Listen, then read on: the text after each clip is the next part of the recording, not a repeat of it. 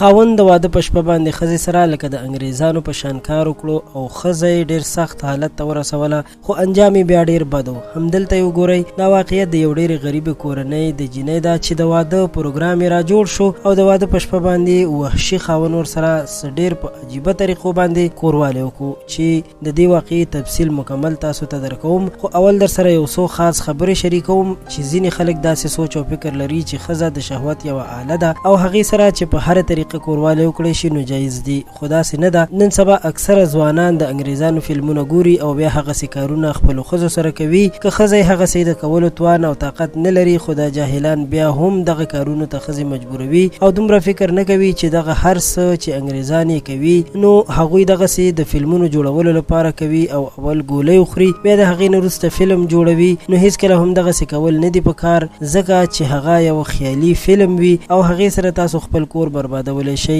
دویم، زیات خلک پکې د بکارت د پردې خبره هم کوي. نو په یاد ولرئ چې نه خو د بکارت پرده د پاکوالي یا خرابوالي کوم دلیل دی او نه دغه سره ښځه خرابه یا پاکه ثابتېدلی شي. په دې خبره باندې ډېر طلاقونه هم شوي دي چې د واده په شپه باندې ښځې وژل شوي هم دي او دلیل یې دا ښودل شوی دی چې دا ښځه پاکه نه وه یا د دې د بکارت پرده نه وه. خو دا یو ډېر غلط سوچ دی، ځکه چې ډاکټران او عالمان وایي چې د دې خبرې هیڅ کوم دلیل نشته چې په دغه پرده باندې دې داسې اعتبار وکړی شي. ځکه که بیا هم د چا په زړه کې شک وي نو بیا د دې لپاره ډېر ټیسټونه هم کیدلی شي چې د خلکو د جاهلیت دغه معلومات پرې صحیح معلومېدلی شي چې آیا ښځه رښتیا پاکه ده او که نه خرابه ده. ځکه چې دغه پرده د نورو ډېرو بیماریانو یا په اوږد سفر او یا ډېر پیغلتوب سره هم په خپله شلیدلی شي. اوس راځو د هغه واقعي اړخ ته چې تاسو سره مو د ویډیو په شروع کې کول غوښتل چې یو هلک همیشه به خراب فلمونه کتل، خو چې کله یې واده وکړو نو خپلې ښځې سره یې د واده په شپه باندې هغه عمل وکړو